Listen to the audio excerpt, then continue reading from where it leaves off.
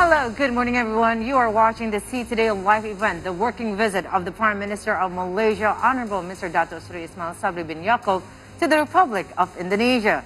The opening ceremony will take place at the Merdeka Presidential Palace, while President Joko Widodo and Prime Minister Dato Ismail Sabri bin Yakoob will proceed on some state event.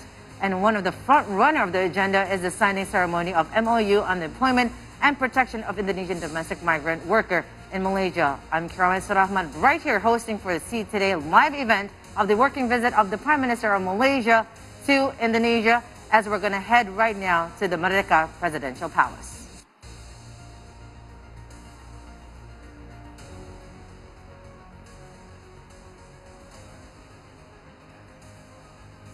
Hari ini tampak Menteri Sumber Daya Manusia Datuk Seri M. Sarafanan, Menteri Komunikasi dan Multimedia Tan Sri Datuk Seri Panglima Anwar Haji Musa, Menteri Pembangunan Desa Dato Sri Mahzir bin Khalid, Wakil Menteri Luar Negeri Malaysia Dato Kamarudin Jafar, serta anggota Parlemen Dato Sri Haji Tajuddin bin Abdul Rahman.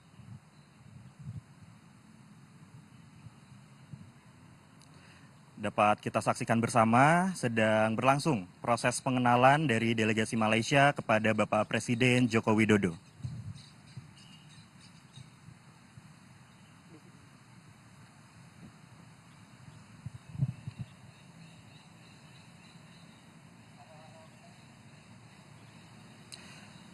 Saat ini sesi foto bersama antara Bapak Presiden Joko Widodo bersama Perdana Menteri Malaysia Dato Sri Ismail Sabri bin Yakoob di ruang kredensial Istana Merdeka.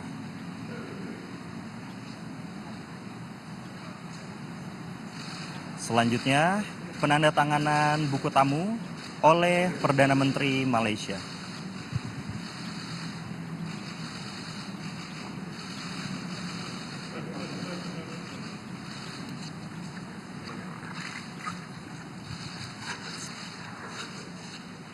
Selanjutnya, kedua pemimpin negara akan As we are witnessing right now, the procession that has happened in the Merdeka Palace in Jakarta, we've just seen the arrival of Prime Minister Dato Sri Ismail Yakoob, and we've seen that the delegates has also been in attendance.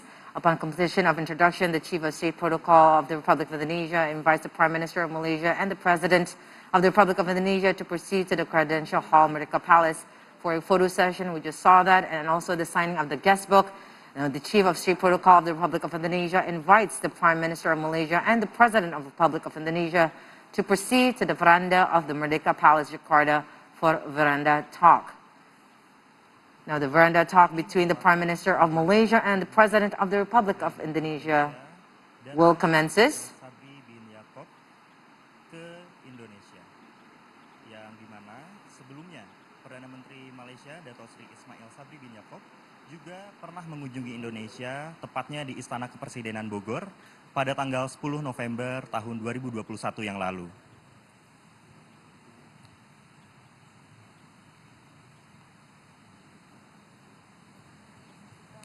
Kita saksikan bersama kedua pemimpin negara sedang berbincang di veranda belakang Istana Merdeka Jakarta.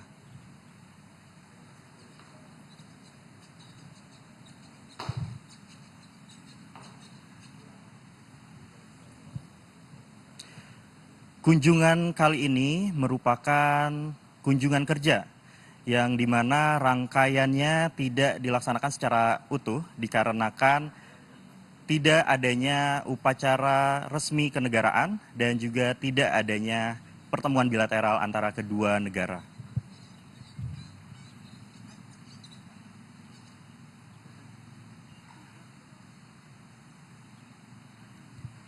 Dalam kunjungannya kali ini, direncanakan akan menghasilkan nota kesepahaman terkait ketenagakerjaan dan perlindungan pekerja migran domestik Indonesia di Malaysia, yang nantinya diagendakan akan ditandatangani oleh Menteri Ketenagakerjaan Republik Indonesia, Ibu Ida Fauziah, dan juga Menteri Sumber Daya Manusia Malaysia, Datuk Sri M. Sarafanan.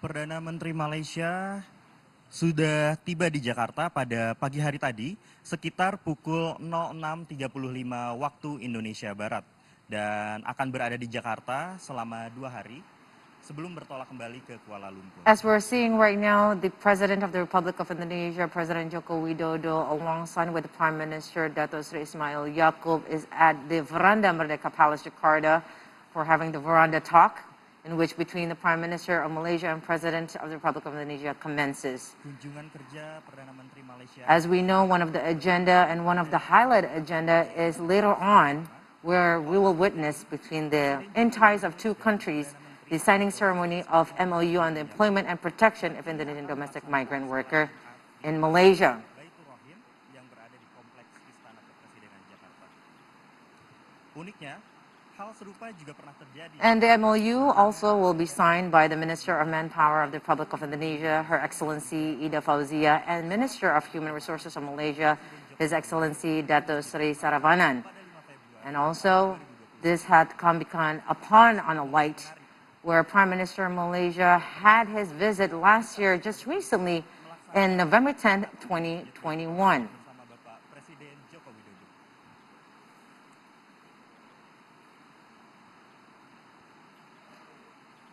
Yes, as we're seeing right now, this is where the commencements of bilateral discussions that will be held at the Merdeka Palace right here in the capital city of Jakarta.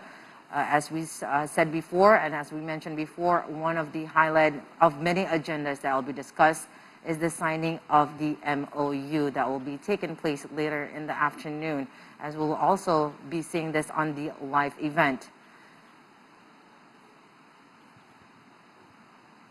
And of course, before we're going to witness this signing of MOU, also before we're going to see and joining them at the Merdeka Presidential Palace, we would like to showcase some of facts between Malaysia and also the bilateral relation history with Indonesia.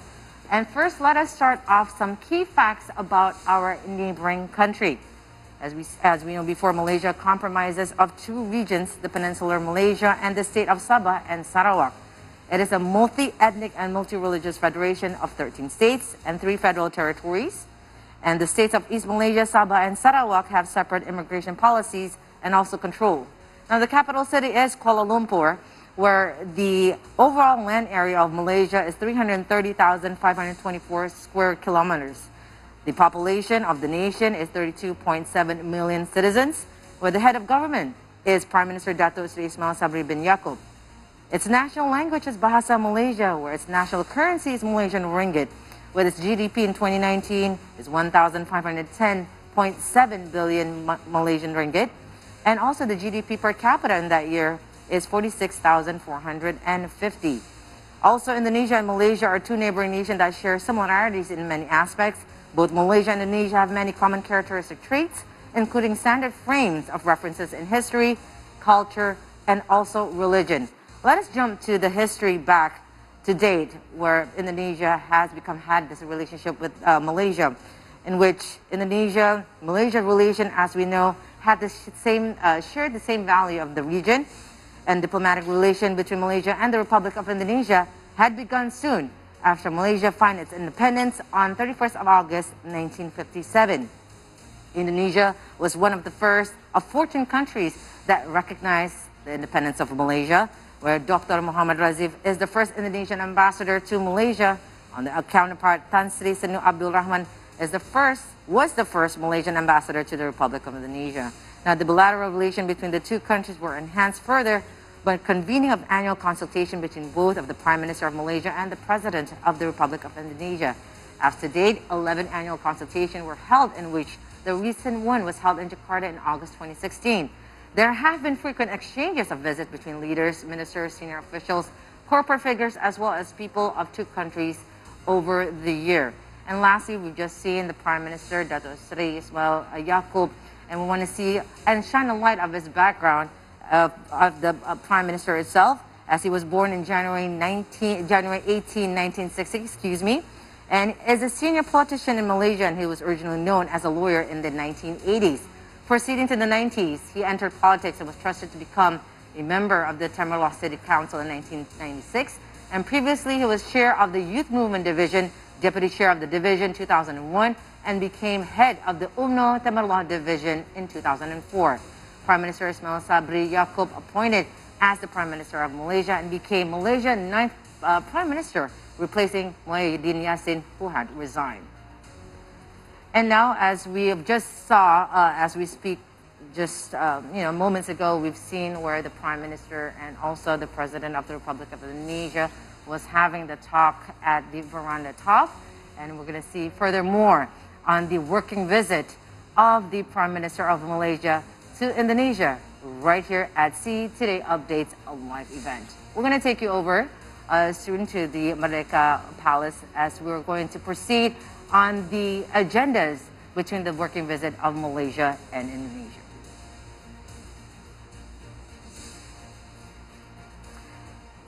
And also during our live updates right here for the special updates of the working visit between Malaysia and also Indonesia, we're going to have some fruitful discussion also. And as we know, President Joko Widodo previously has called for strengthening of Indonesia and Malaysia cooperation based on the principles of mutually respectful and beneficial relation. Now, both heads of the state has already discussed various strategic issues, among others, namely the importance of cooperation for the protection of Indonesian citizens, or IDMW, who are in Malaysia. Furthermore, the two countries has always playing a significant role in the region to tackle some regional issues. One of them right now that has been shine a light upon right here in our region is the South China Sea conflict. Without any further ado, we're going to have this discussion and matter with Tuku Reza Shah, International Relation Expert, Universitas Pajajaran. Hello, good morning, Mas Tuku Reza. Good morning to you. Thank you so much for joining us. Thank you. Thank you so much for joining us right here at the See Today live updates as we're speaking right now. Pak Reza, we are also witnessing that is happening at the Merdeka Presidential Palace. But we have some moment in time right now to discuss furthermore about the working visit, having the attendance of the Prime Minister of Malaysia, Dato Ismail Yakoob, now having these talks with President Joko Widodo. So again, this, as we mentioned before, this is the second time for Prime Minister Yakoob to visit Indonesia since his last visit in November 10th in 2021. What is your point of view with this, Pak Reza? Because it seems that it is such an urgency because the time frame is very close. Well, we are neighbors, yeah. We are fellow ASEAN we are fellow ASEAN members. Yes. We are fellow neighbors, and neighbors are forever. And this is a normal visit of two neighboring countries. And also this is a visit become more special because done just before Ramadan. Yeah, this is holy month for the two countries. And also this is also very special because conducted during the COVID-19 period. Yes. Conducted during the global energy crisis, conducted during the crisis in Myanmar, conducted during the crisis in Ukraine, conducted also during the crisis in Afghanistan, and also crisis in the G20.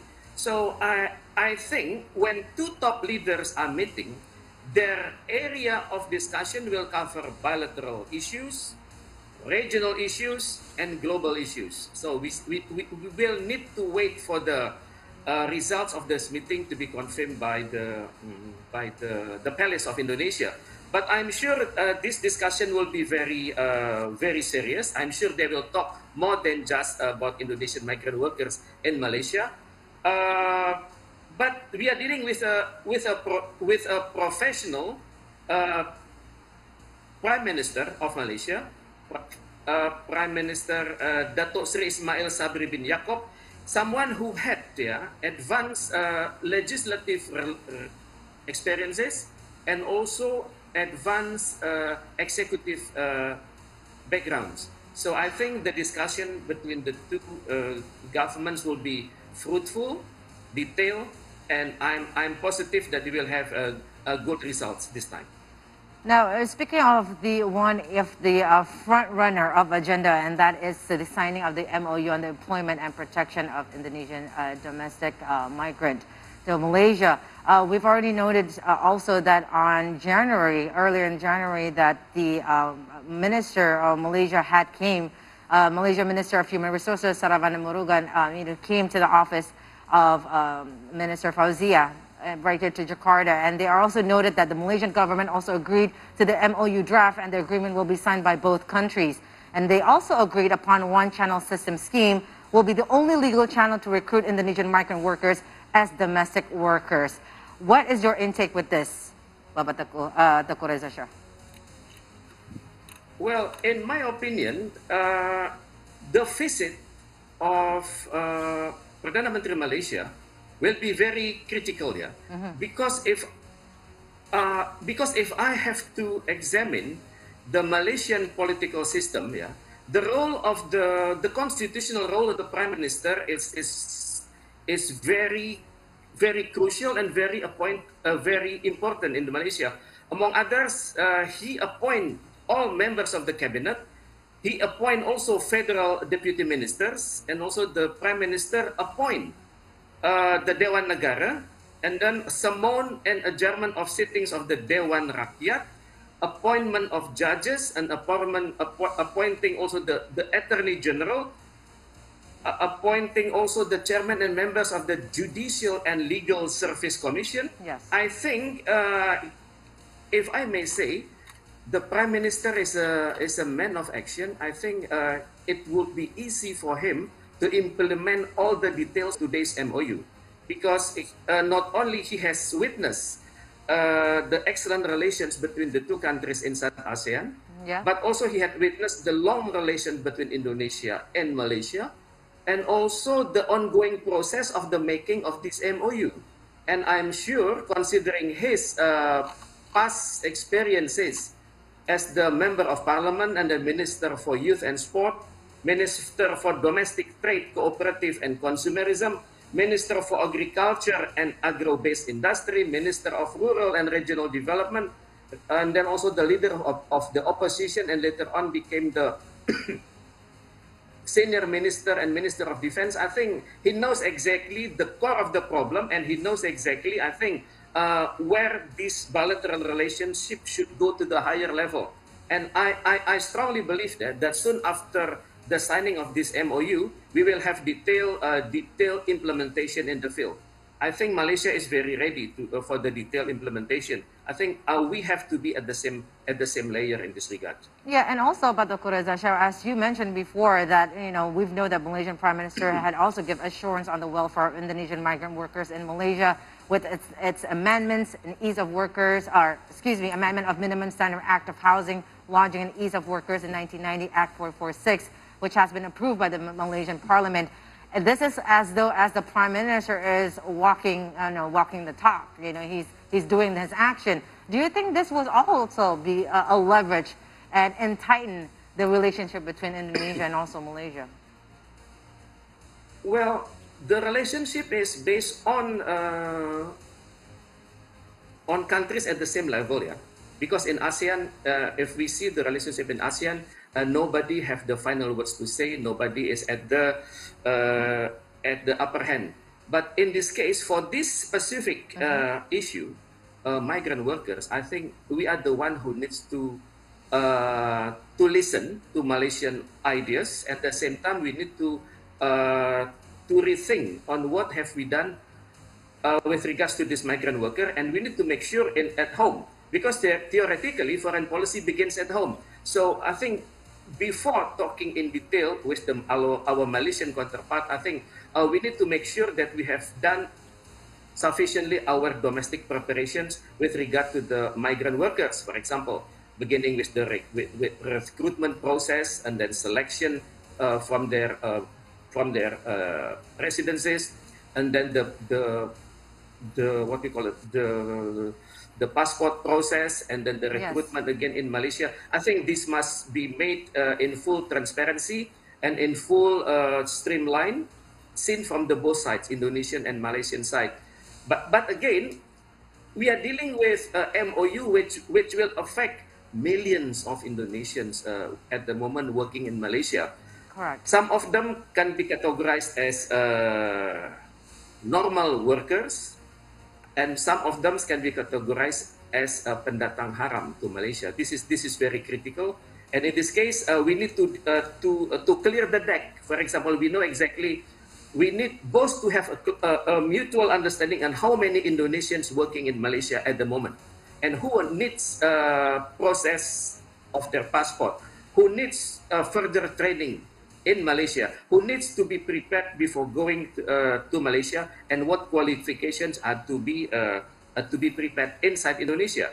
Because when we talk about 1 million of workers, we are talking about a huge system, not only on legal system in the two countries, but how the system of these two countries fit within the framework of ASEAN, and also fit within the framework of International Labour Organization. For in this case, this will become a very serious discussion, and I think the technical ministers will have further discussion among themselves. But we are very hope that it's going to be a fruitful one, and like you said before, joint relation can be done when both are working parallel and side to side in one chemistry bond. Now, Bapak Teuku Reza Shah, I want to shine upon that is now being a heightened situation in the region, and that is the South China Sea issue, where it becomes a conflict between the ASEAN countries and also with China. Now, it seems in the present climate, that Indonesia has a different approach than Malaysia. While, Kuala Lumpur has taken a robust approach, continuing to develop the Kawasari gas field and even scrambling jets, this past coming month, Indonesia approach appears to be more cautious. What are your thoughts on that, Bapak Teuku? Well, on paper, yeah, we see the issue from different perspective here.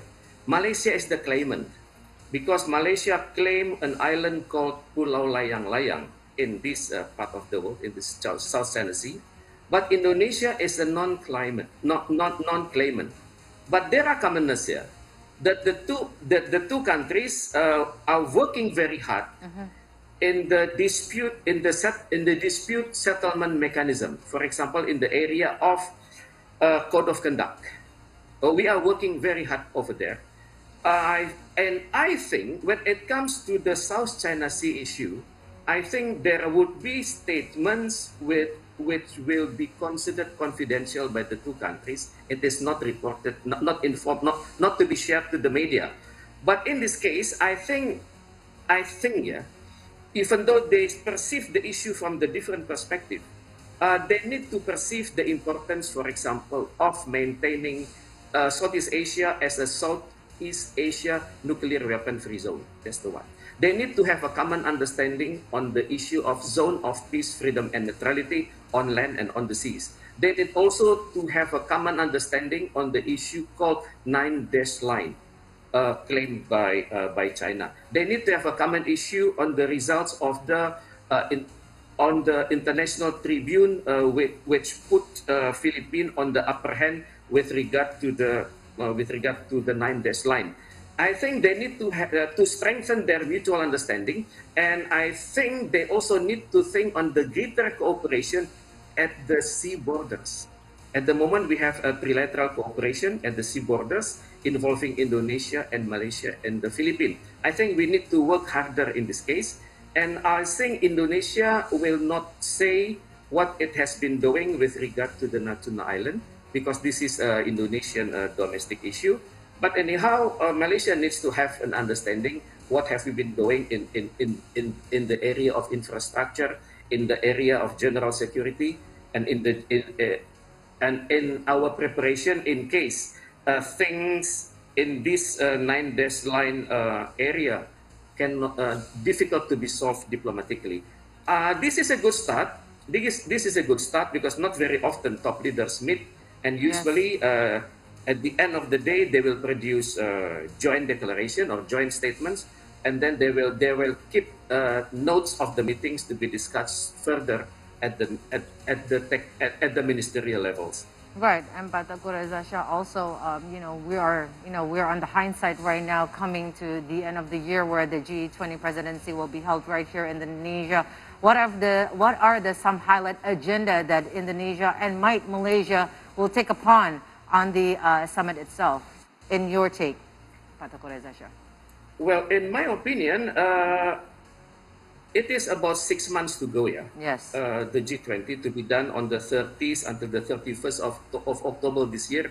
I think Indonesia need to convince Malaysia that Indonesia will work on the positive scenario that all leaders are coming, including President Vladimir Putin. That's one. Yes. And Indonesia need to inform Malaysia that we are doing very hard at the chef level and the levels of this G20. We are working at the two streams. We need to inform Malaysia that even though Malaysia is not the member of the G20, but there are rooms for Malaysia to come as an observer, to become the guests of the Indonesia. Yes. And then maybe we could also ask Malaysian good offices to help persuade countries under the Commonwealth of Nations to be positive with regards with the ongoing G20, and at the same time we have also need to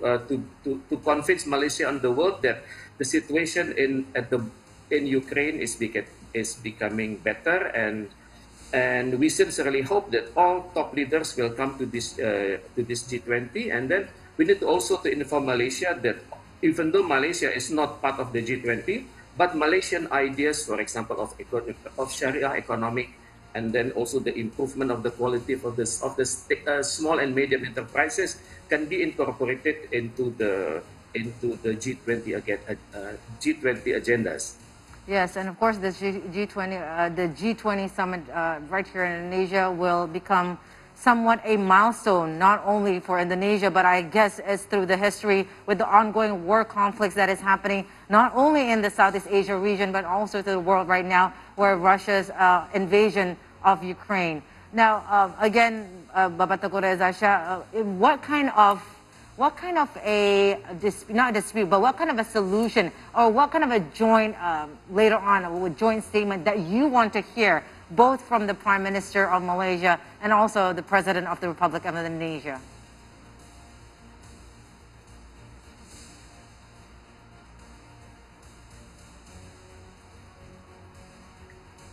Are you still with us, Pak Teguh Reza Shah? Joint declaration will do yes. Yes. All right, good. The first item is the discussion was done based on the friendly relations between the two. That's one. And then the two countries will pay attention on the importance of settling disputes and then deepen organizations under the framework of bilateral relations, and then the harmonious relationship inside ASEAN, and also adhering to the United Nations. And then in paragraph 3, they will say that the two countries agreed to improve the living qualities of the workers, of the Indonesian workers at the moment in various states in Malaysia. And then I think the last paragraph will talk about the technical ministries of the two countries will follow up the achievements gained today. And it is hoped that this could become a good sign of good bilateral relationship, and also a friendly relationship inside ASEAN. So the paragraph will not be long. I think maximum 6 to 7 a paragraph. And I would really hope that that what you had mentioned, it's going to be in realization today, as we will be waiting again for the signing of MOU at the Merdeka Presidential Palace, and then the joint press conference of both statements from the head of governance, and that is the Prime Minister of Malaysia, Dato Sri Ismail Yakoob, and also the President of the Republic of Indonesia, President Joko Widodo. So, Pak Teguh Reza Shah, again, we would like to thank you so much for your time right here, being with us at the See Today updates. And please do, as we watch the procession together of the working visit of the Prime Minister of Malaysia to Indonesia today. Thank you very much, Pak Teguh Reza Shah, for your time. Thank you very much. What an honor. And also right now we would like to shine light upon on the facts about Malaysia and the bilateral relation history with Indonesia. This is the key facts of Malaysia, where if you have not seen it yet, we're going to show you right now. I will proceed now. As you can see, on a bigger scale, where Malaysia compromises two regions of the peninsular Malaysia and the states of Sabah and Sarawak. It is a multi-ethnic and multi-religious federation of 13 states and 3 federal territories. In the state of East Malaysia, Sabah and Sarawak have separate immigration policies and controls of Kuala Lumpur as a capital city. Now, as you can see, The majority or the height of the land area of Malaysia is 330,524 square kilometers, and the population to the date of the year 2020 is 32.7 million citizens.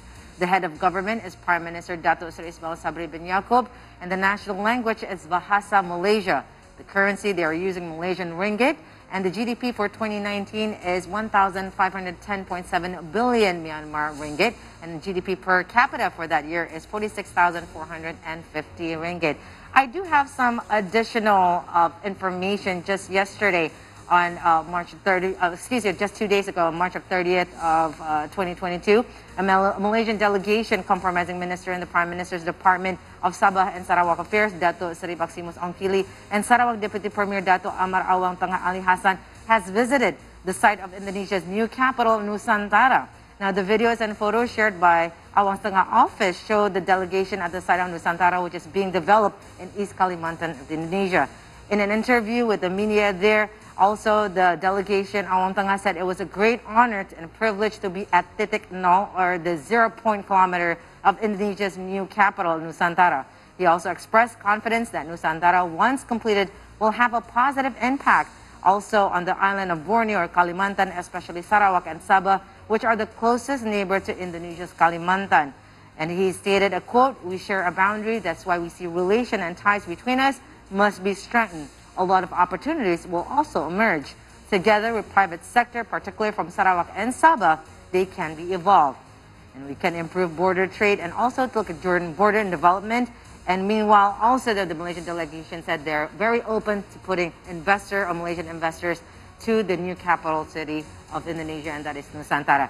Now we're seeing the Indonesian-Malaysian relation and ties between the two countries, where the diplomatic relation between Malaysia and the Republic of Indonesia began soon after Malaysia gained its independence on the 31st of August, 1957. Indonesia is one of the 14 countries that first recognized Malaysia as an independent country.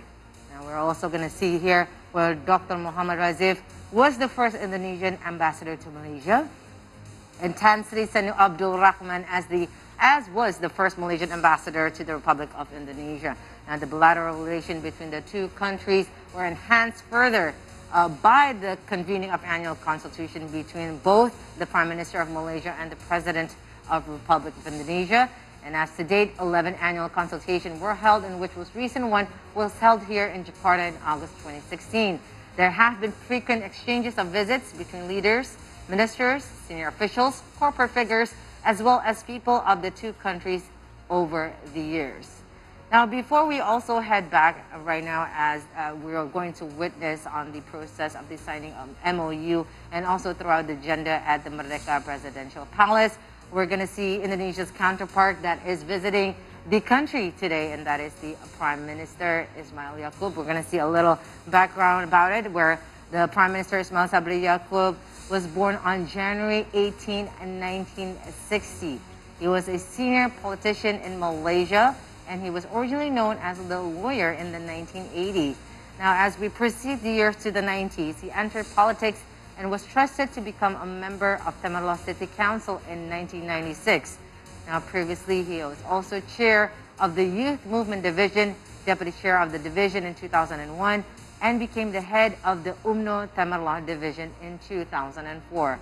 Now, Ismail Sabri Yakoob appointed as Prime Minister of Malaysia, and he became Malaysia's 9th PM, replacing Muhyiddin Yassin, who had resigned. And we are now still on the await of the procession on the signing of the MOU. Once again, that has become the highlight of the event, or the working visit that is as stated today. And again, little facts about Indonesia and Malaysia. As we said it before, there are some similarities, of course, by the national language, where Indonesia language is using Bahasa Indonesia and Malay language. And they are closely related mutually and tangibly. Now, the majority of the population of both nations were the Austronesian ancestry, and both nations are Muslim majority countries, and the founding members of ASEAN, APAC, and also members of the non-aligned movement, developing 8 countries, United Nations Organization of Islamic Cooperation. Now, if we head back today, and we've seen the procession since the very early morning, we saw the arrival at the Merdeka Palace, Jakarta. It took place at 10:53 And we've seen, beforehand was the arrival at the Merdeka Palace of the Prime Minister of Malaysia and his delegates.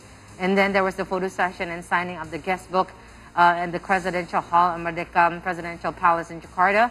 Upon completion of introduction, also the Chief of State Protocol of the Republic of Indonesia invites the Prime Minister of Malaysia and the President of the Republic of Indonesia to proceed to the Presidential Hall, Merdeka Palace, for a photo session. Now, and then after that, they head over to the veranda Merdeka Presidential Palace for a veranda talk. Now, veranda talk itself is between the Prime Minister of Malaysia and the President of the Republic of Indonesia commence. Again, as we announced before, and as we know, one of the front runner of the agenda, and that is signing the MOU. And regarding, we would like to retrace back to the earlier months of this year in January, where the Indonesian and Malaysian government agreed to a final draft of Memorandum of Understanding on the recruitment and protection of Indonesian migrant workers as domestic workforces in Malaysia. Now, the Malaysian government also agreed to the MOU draft, and the agreement will be signed by both countries soon.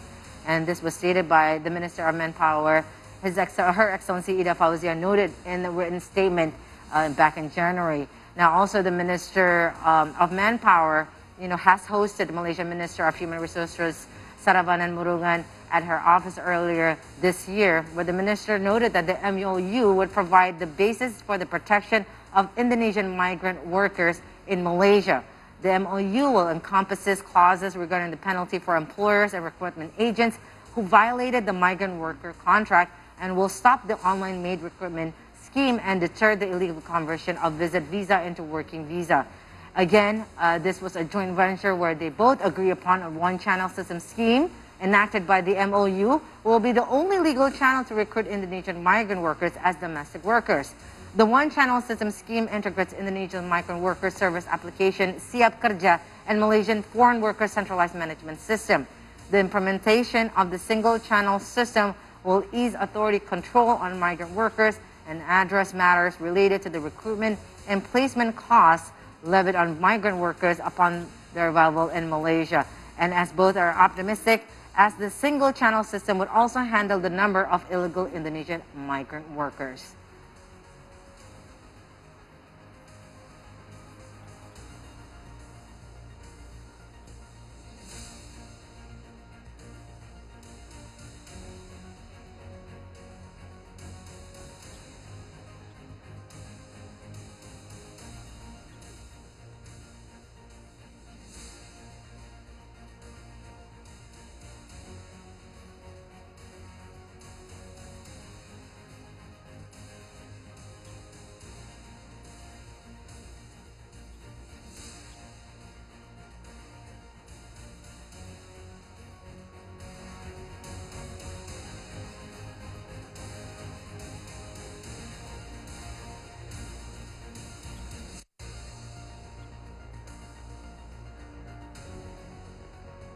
And not only Indonesia that is reopening its borders for foreign travelers, especially for those, there will be no needed of a quarantine or a quarantine free for those foreigners.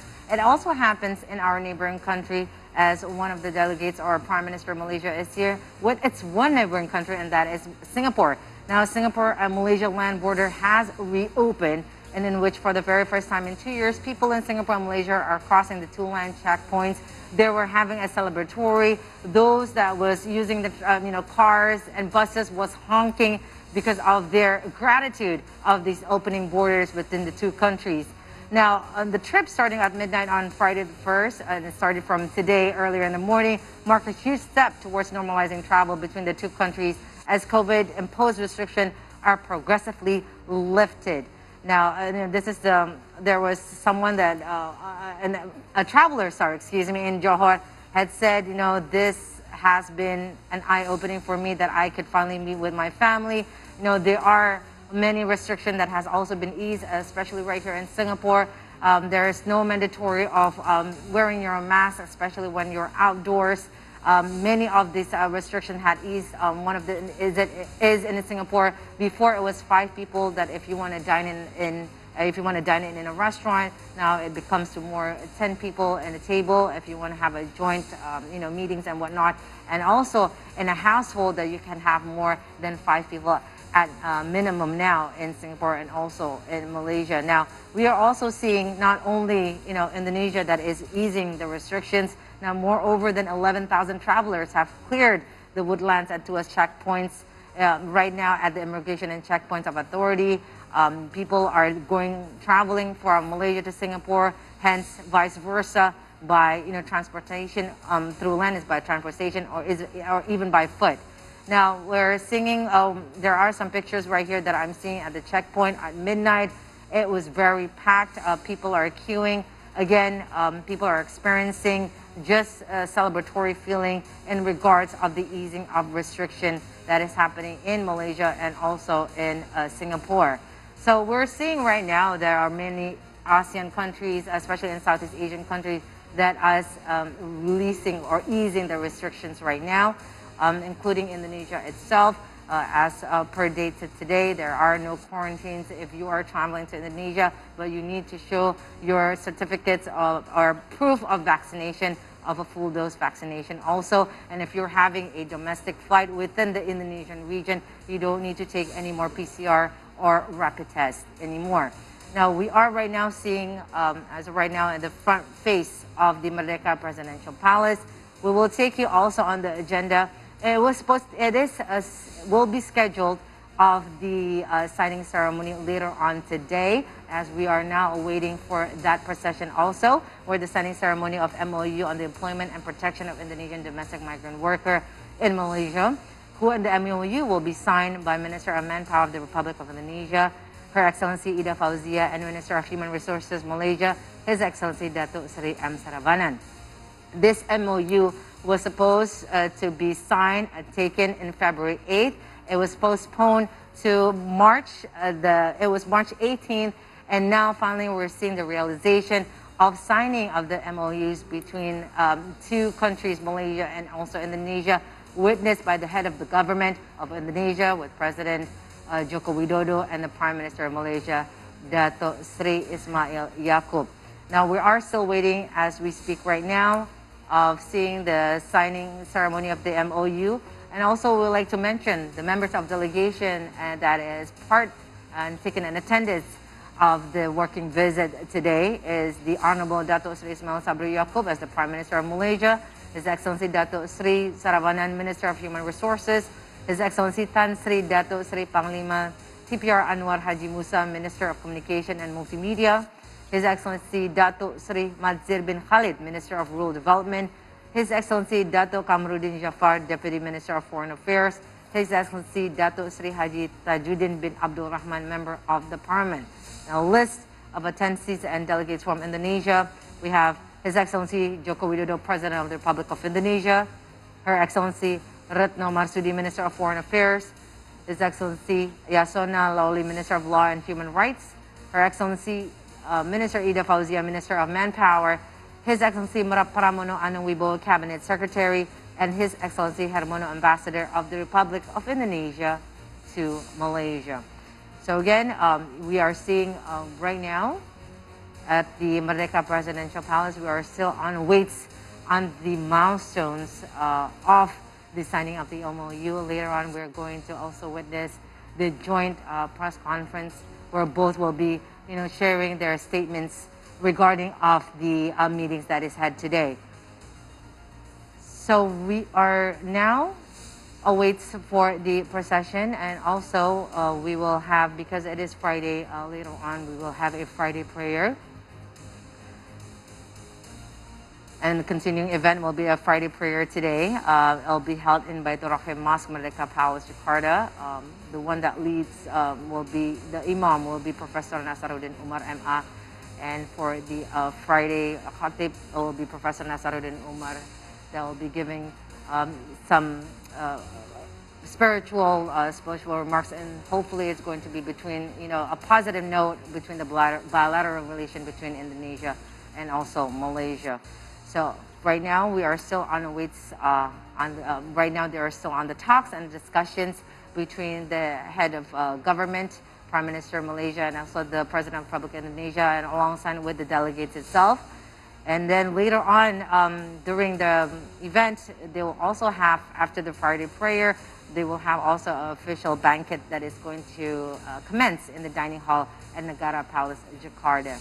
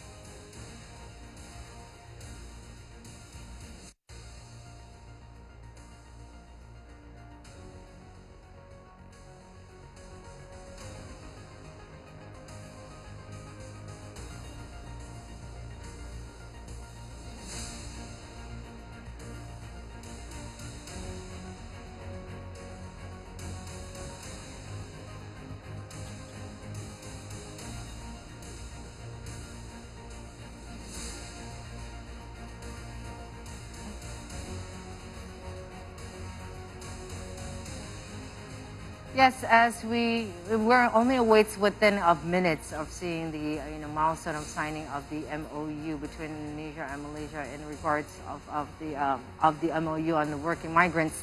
We've also would like to again reset back of the arrival of the Prime Minister of Malaysia arriving at the Merdeka Palace, Jakarta.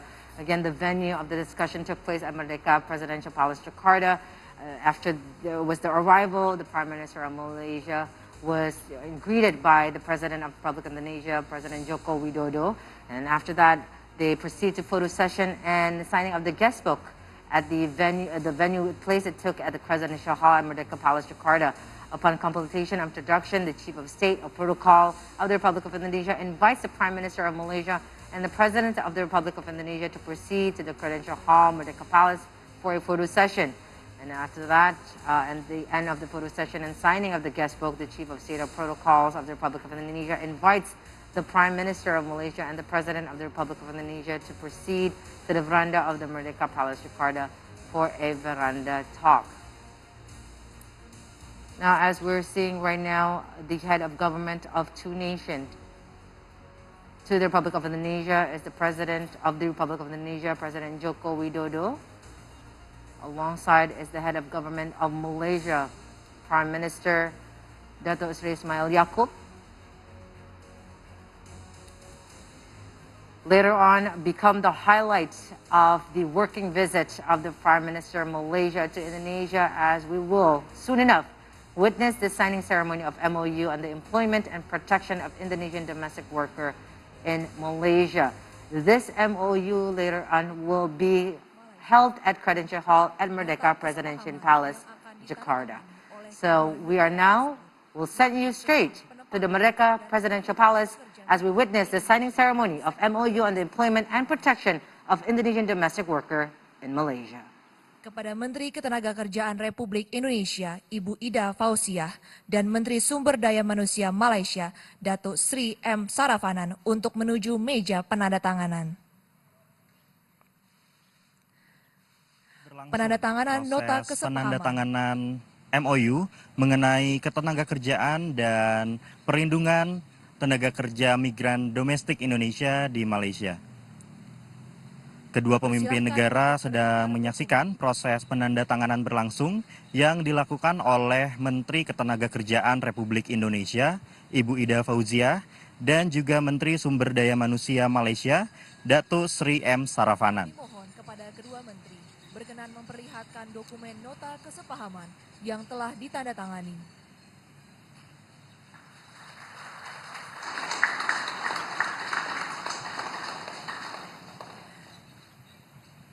Kami persilahkan kembali ke tempat semula.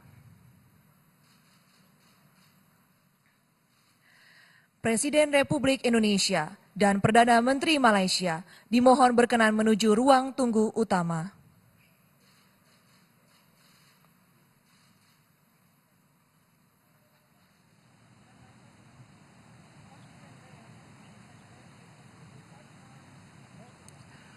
Proses penandatanganan MOU tadi telah kita saksikan bersama-sama dan saat ini kita akan menunggu untuk pelaksanaan keterangan pers bersama antar kedua pemimpin negara yang akan dilaksanakan di ruang kredensial Istana Merdeka, Jakarta. Dan setelah melaksanakan keterangan pers bersama, akan dilaksanakan juga kegiatan sholat Jumat berjamaah antar kedua pemimpin negara di Masjid Baitur Rahim yang juga masih berada di Kompleks Istana Kepresidenan Jakarta. Untuk diketahui bahwa waktu azan zuhur di Jakarta saat ini adalah di pukul 11.59 waktu Indonesia Barat.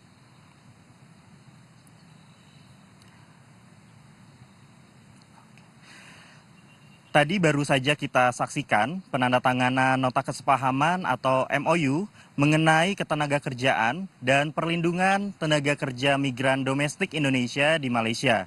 Yang tadi telah kita saksikan juga telah ditandatangani MOU tersebut oleh Menteri Ketenagakerjaan Republik Indonesia, Ibu Ida Fauziah, dan juga Menteri Sumber Daya Manusia, Dato Sri M. Saravanan. Setelah The signing ceremony of MOU of the Employment and Protection of Indonesian Domestic Worker in Malaysia has become monumental, and we just had witnessed it live, where the signing ceremony of the Employment and Protection of Indonesian Domestic Migrant Worker (IDMW) in Malaysia was signed by the Minister of Manpower of the Republic of Indonesia, Her Excellency Ida Fauziah, and Minister of Human Resources of Malaysia, His Excellency Dato Sri Saravanan. Actually, is supposed to take place on, again, as I mentioned before, supposed to take place on February 8th and postpone it again to March 18th. And now it become a realization because both leaders of two great nations wanted to witness it live of this such a monumental and very important MOU in regards of the employment and protection of Indonesian domestic worker in Malaysia. Again, as we already had the talk before with the Reza Shah, International Relations Expert Universitas of Pajajaran, how this was become not only an importance for both countries. We're going to see a joint statement or joint press statement right here between President of the Republic of Indonesia, President Joko Widodo, and Prime Minister of Malaysia, Dato Sri Ismail Yakoob. Bismillahirrahmanirrahim. Assalamualaikum warahmatullahi wabarakatuh.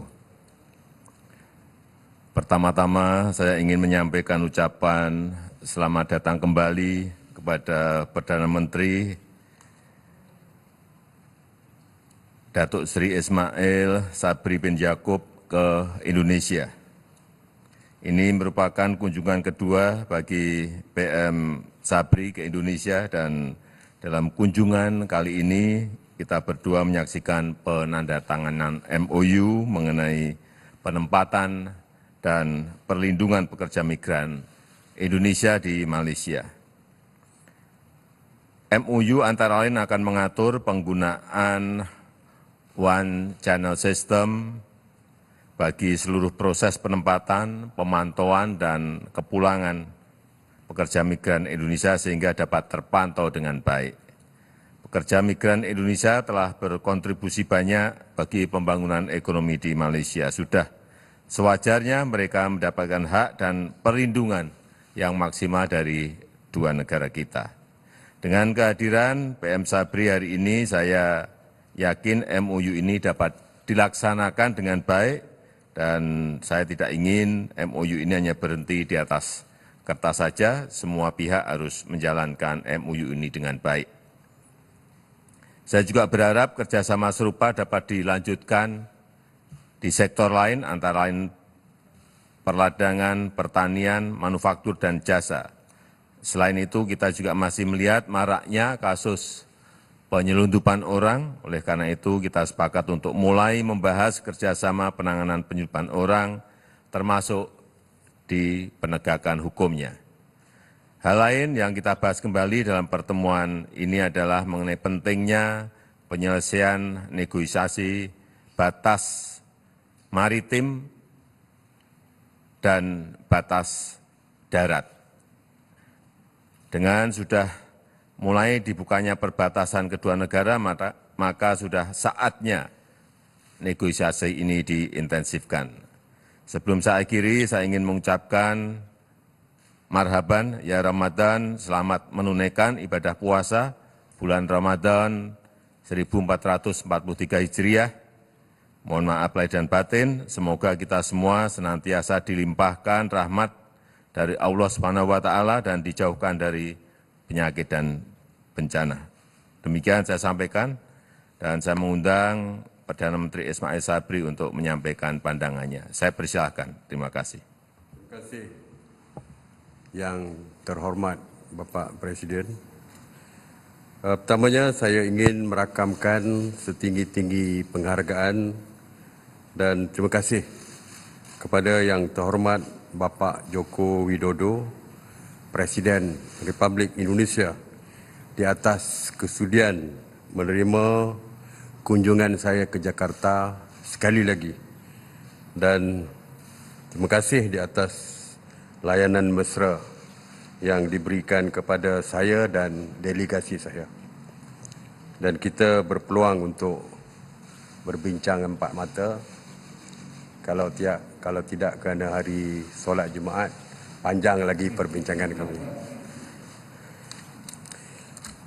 Lawatan kali ini melambangkan hasil hubungan kerjasama yang kukuh dan erat antara Malaysia dan Indonesia melalui pemeteraian memorandum persefahaman bagi pengambilan dan perlindungan perkhidmat domestik Indonesia ataupun PDI di Malaysia pada hari ini, hari Jumaat yang penuh berkat dan juga bersempena kedatangan bulan Ramadan yang mulia. Pemeteraian MOU ini merupakan satu detik yang besar dan penting kerana ianya merupakan komitmen berterusan pemerintah Malaysia dan Indonesia untuk memberi manfaat besar dan berpanjangan kepada rakyat kedua-dua negara.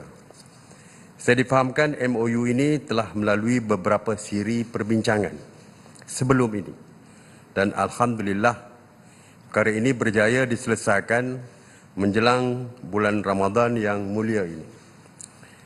Tahniah saya ucapkan kepada Menteri Sumber Manusia Malaysia dan Menteri Ketenagakerjaan Republik Indonesia.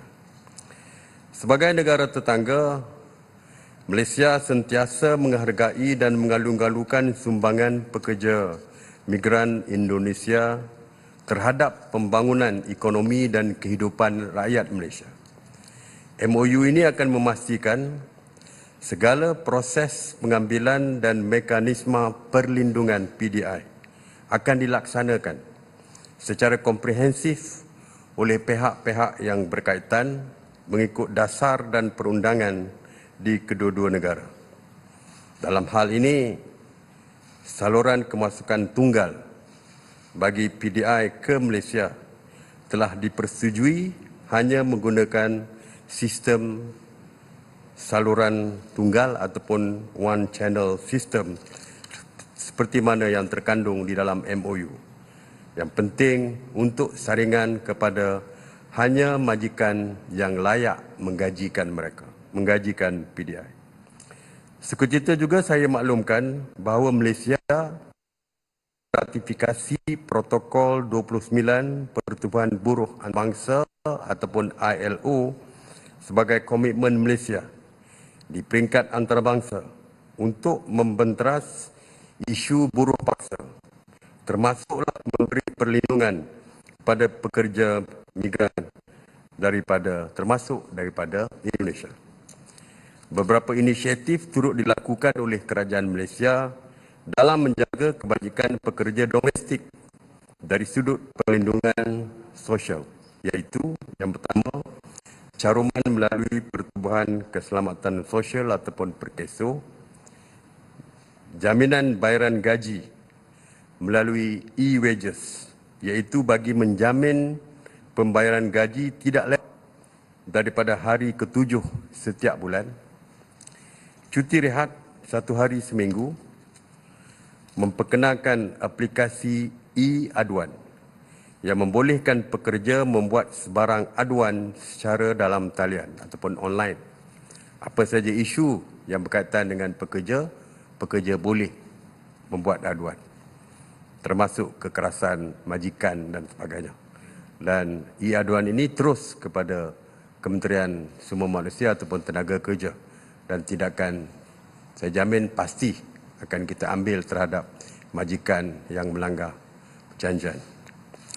Lain-lain kebajikan yang termaktub dalam kontrak perkhidmatan dan pemeteraan MOU ini juga akan merintis kepada kemasukan semula tenaga kerja Indonesia ataupun TKI untuk bekerja dalam sektor-sektor yang dibenarkan di Malaysia.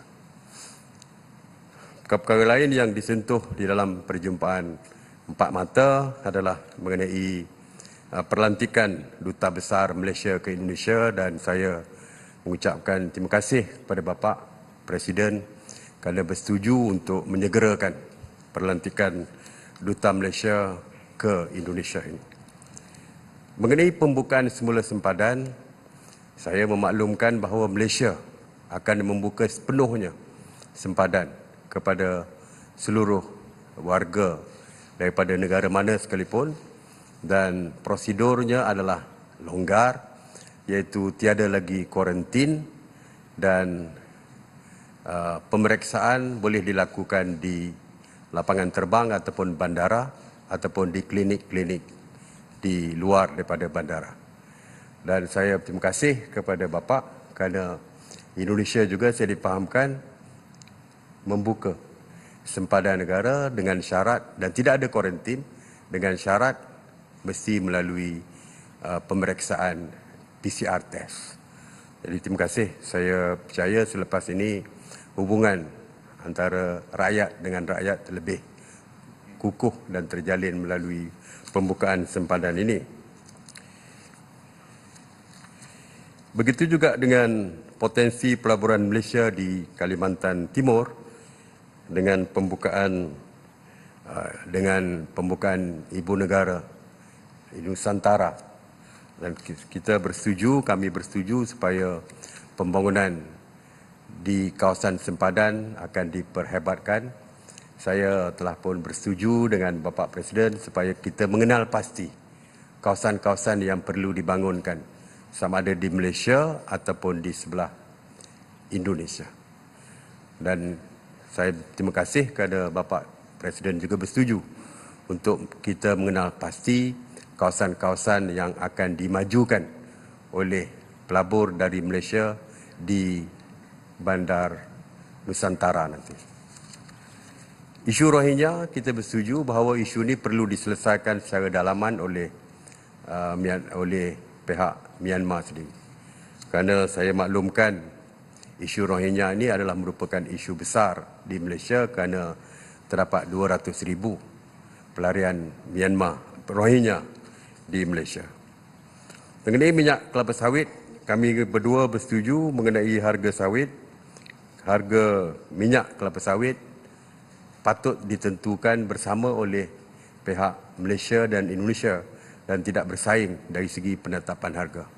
Kerana Malaysia dan Indonesia merupakan dua negara yang menguasai keseluruhan dari segi ekspor minyak kelapa sawit ini. Kita juga bersetuju dan berterima kasih kepada Bapak Presiden kerana bersetuju dengan Malaysia untuk memperkasakan bahasa Melayu yang merupakan bahasa serumpun, iaitu bahasa serumpun, bahasa Melayu Malaysia, bahasa Melayu Indonesia, bahasa Melayu Brunei, bahasa Melayu Selatan Thailand, bahasa Melayu Champa di Kampuchia, bahasa Melayu di Filipina, bahasa Melayu di Singapura. Jadi kami berdua bersetuju di setiap persidangan antarabangsa saya seperti juga dengan Bapak Presiden akan menggunakan bahasa Melayu sebagai bahasa perantara kita, dan kita bersetuju jika kita bersama-sama memperkasakan bahasa rumpun Melayu ini. Bahasa rumpun Melayu mungkin satu hari nanti boleh dijadikan sebagai bahasa ASEAN. Jadi terima kasih sekali lagi Bapak. Saya percaya apa yang kita laksanakan hari ini akan memberikan manfaat kepada kedua-dua rakyat, kedua-dua negara, dan saya yakin hubungan yang akrab bersaudara antara Malaysia dan Indonesia akan kita perkukuhkan. Terima kasih. Demikianlah pernyataan pers bersama selesai. Selanjutnya, Presiden Republik Indonesia dan Perdana Menteri Malaysia bersama delegasi dimohon berkenan melaksanakan persiapan sholat Jumat.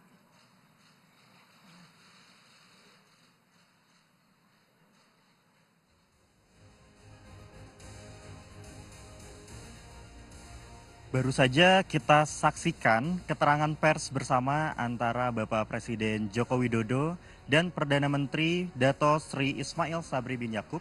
And we've just witnessed together on the joint press statement between the head of government of Malaysia and Indonesia. There are some issues that was announced by the Prime Minister of Malaysia, but one of the main point and one of the highlight, of course, is the Memorandum of Understanding on the recruitment of Indonesian migrant workers in Malaysia. Now, Malaysia, it is the main destination for Indonesian migrant workers and play host to the largest section of Indonesia diaspora globally. But when labor reforms were set in motion, negotiation came to a standstill over a push for better terms and conditions for migrant workers. Now, the two sides of the nation first signed an MOU on domestic workers in 2006, renewed in 2011.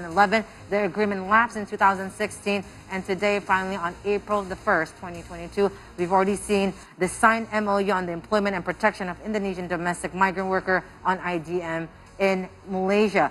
We've also heard what has been stated by the President of the Republic of Indonesia, President Joko Widodo. With this MOU, migrant workers of Indonesia has their fulfilled rights and protection from the two countries. And also from the Prime Minister of Malaysia had already mentioned with this MOU, the workers or Indonesian migrant workers also have jaminan or guarantee that they can uphold regarding on some clause and in an easier way through an application. So that has been one of the talks or the main highlight talks between Malaysia and also Indonesia with the working visit that is commenced today. And other discussion also and regarding of many issues, and that's the palm crude oil, and also Indonesian support of having Bahasa Malaysia through to become one of the languages or to be announced to be one of the languages in ASEAN. So there are many fruitful discussion, and we've seen that the joint statement has become a positive note, and hopefully again as we are going through a very momentum time right here in the 2022 in Indonesia for the G20 presidency, hopefully we also get the much support from our neighboring country, Malaysia. Ladies and gentlemen, and also viewers, we have come to an end of a whole set of events today on the See Today updates at the working visit of the Prime Minister of Malaysia, the Honourable Mr. Dato Sri Ismail Sabri bin Yakoob, to the Republic of Indonesia. And we have other series event for the working visit, as you can watch it right here on other programs on See Today. I'm Caroline Sarahmat. We'll see you on the next live event. Bye for now. See Indonesia, see the world, see today.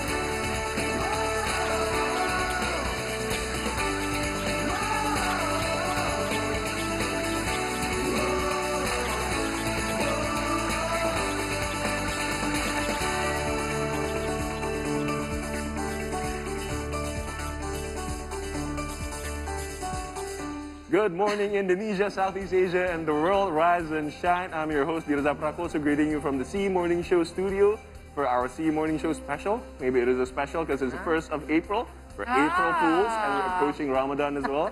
And of course, I'm not alone. I'm accompanied by my two beautiful hosts, Shafira and Carol. Hi, good morning. I hope you're not saying that as an April Fool when you're saying both of us are very beautiful, dear. I hope it's very genuine. All right, guys, so good morning. I'm your host, Caroline Saraman, right here. And of course, we have a jam-packed episode today, updated information and news, and also special discussion right about right here in our episode. If you love horror movies, then you better stay tuned for it. And it is no April Fools, right, Shafira? Yeah, so true. Good day, everyone. My name is Shafira, and would like to greet our viewers that are now able to tune in from Foxtel, Flash Australia, Macau Cable TV Channel 84, Vision Philippines Channel 58, Air Cable Philippines, and Singtel Singapore Channel 15. All right, let's start the show with our headlines. The Indonesian government is giving chances for youth to work together with the Ministry of State-owned enterprises to create new and innovative startups. Our top headlines from Southeast Asia, where U.S. Filipino Marines held one of the largest combat exercises in years between the longtime treaty allies.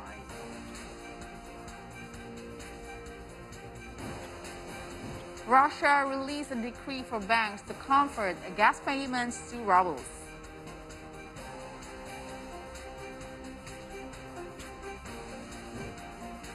And let's get more stylish and eco-friendly with digital fashion. We'll talk more about it later on in the show.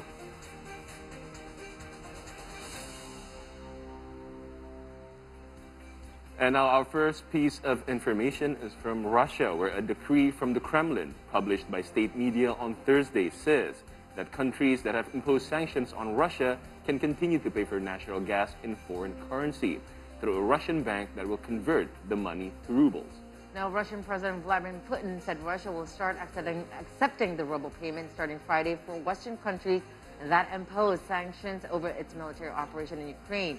He also said contracts will be stopped if buyers don't sign up to the new conditions, including opening ruble accounts in Russian banks. The decree says a designated bank will open 2 accounts for each buyer, one in foreign currency and one in rubles. The buyers will pay in foreign currency and authorize the bank to sell that currency for rubles, which are placed in the second account, where the gas is formally purchased. Мною подписан указ, который устанавливает правила торговли российским природным газом с так называемыми недружественными государствами.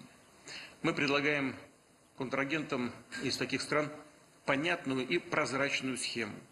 Чтобы приобрести российский природный газ, они должны открыть рублевые счета в российских банках.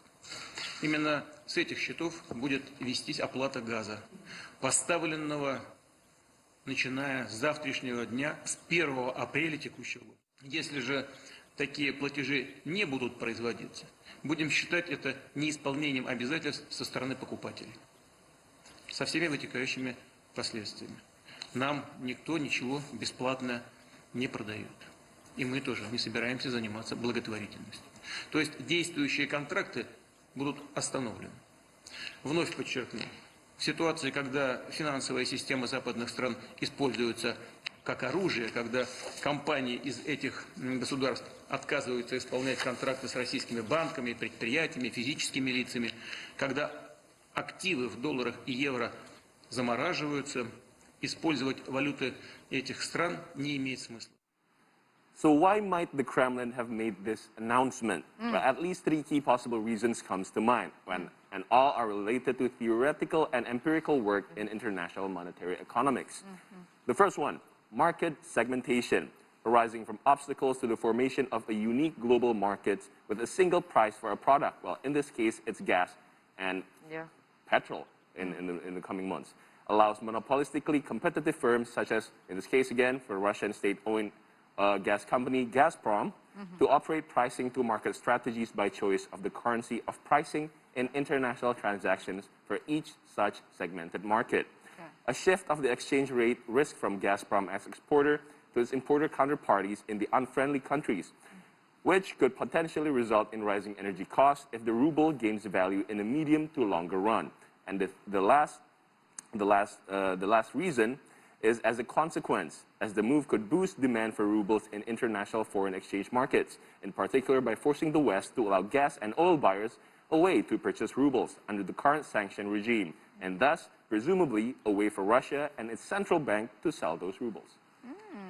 It's interesting because meanwhile in Washington, D.C., U.S. State Department spokesperson Ned Price said Putin's demand for buyers to pay in rubles was a sign of Russian jurors amid sanctions. And Putin's proposal has caused natural gas prices to gyrate and raise. Fears it could be a prelude to an interruption of supplies to Europe, which is heavily dependent on Russian natural gas and will struggle with a sudden cutoff. And at the same time, the German government on Wednesday this week declared an early warning of an energy emergency, the first step toward authorizing government-imposed gas rationing for industry to spare homes and hospitals. Also, at the same time, Russia depends on oil and gas sales for much of its government revenue at a time when its economy is under severe stress from Western sanctions. To underline what you mentioned about the cost, why the decree was made by the Putin's or Russia. Yeah. It's just the law of supply and demand, exactly, I guess. Right. The more countries scrambles for rubles, then they'll jack up the price, which has dropped significantly during the invasion. And it's inevitable, though, right? Because we know that Russia will counterattack, especially throughout the Western, the Western countries and also NATO, and this is how they're going to act to it. Mm-hmm. Right. Yeah. Well, moving on, still about Russia and Ukraine conflict. Responding to Russia's conflict of Ukraine, the European Union is asking ASEAN countries to work together to achieve peace in Ukraine and strongly condemned Russia's military aggression. And while facing increased energy prices, the European Union must look for other energy sources beside Russia and encourage ASEAN countries to do the same.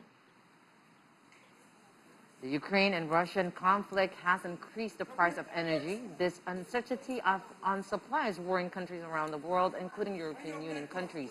Russia is currently serving as the major source of energy, and the European Union has been importing 30% of its oil stocks from Russia. Responding to Russia's military aggression in Ukraine, the EU is planning to end its dependence on Russian fossil fuels by purchasing energy elsewhere, renewables. The EU decided to stock up on energy, increase energy efficiency, and push renewable energy usage to prepare for the ongoing crisis. Indonesia is facing the same problem. The European Union ambassador to Indonesia and Brunei Darussalam, His Excellency Vincent Piquet, encouraged Southeast Asian countries to work together in responding to the situation while standing in solidarity with Ukraine. 140 countries voted for a resolution in the United Nations asking Russia to pull back its forces and to stop the warfare and respect humanitarian norms. So that is a very strong message. Now, what does that mean specifically for the ASEAN countries, including Indonesia? I think the similar thing is for us, that we work together to achieve peace in Ukraine, to normalize the situation in the global energy and commodities markets, and to seek other solutions for supplies and avoid that we are running into the same trouble again if it were to happen. Now, on a lighter note of the segment, the pandemic-delayed Expo 2020 in Dubai was buzzing on Wednesday, where the penultimate day of the World Fair. The event was closed on Thursday after 8 years of anticipation, over $7 billion in investment, 240 million hours of labor, and 6 months of festivities, and 23 million visits. Well, Dubai has counted on the event to raise its international profile and over a jolt to its economy as it bounces back from the pandemic.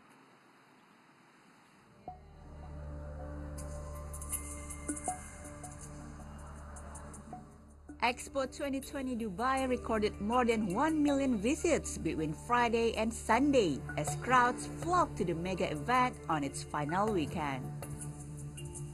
The 6-month extravaganza has recorded nearly 23 million visits since its opening in October, closing in fast on a target of 25 million. Well, Expo 2020 or 2021 or 22, which is effectively when it was held, was clearly a challenging period for the global economy and the world. And the ability of Dubai to have pulled off this event is quite remarkable under those circumstances. The initial projections prior to the pandemic were that maybe 25 million visitors would come here. And those numbers were, somewhat optimistic in the view of many. But the reality is the final numbers are likely to be very close to that number, perhaps around 24 million visitors over the 6-month period. Long queues formed at some of the most popular pavilions as visitors relished the opportunity to explore the sprawling site once more. It proved to be the busiest weekend on the event. Some national pavilions will be demolished, while other buildings will be rebranded for a new business district soon to rise from the site. I've heard a lot of different, mixed feedback about how good and how bad the expo was, or how it did not meet certain expectations, and some people just did not know what to expect from the expo. Personally, I just wanted to come down by myself and check it out, check this. Previously, public sector employees got 6 days paid leave to visit the event. School children regularly also visit the expo for field trips. While concert lineups included just a few staring names such as Coldplay, Alicia Keys, K-pop stars, Bollywood singers, and a beloved Iranian pop diva who lured thousands. Expo 2020 had an impact before it's opened with all the construction that's taken place. It's obviously had an impact during the event. It's estimated that north of 1% impact on GDP during the 6-month period which it has been held. And it's created a lot of jobs and it will continue to create jobs as this is built out. However, as the event attracted crowds and feel-good stories, it as well brought scrutiny. Many low-paid expo workers have spoken of plunging into debt to cover requirement fees, having their passports confiscated, and struggling to afford food while toiling at the multi-billion-dollar fair.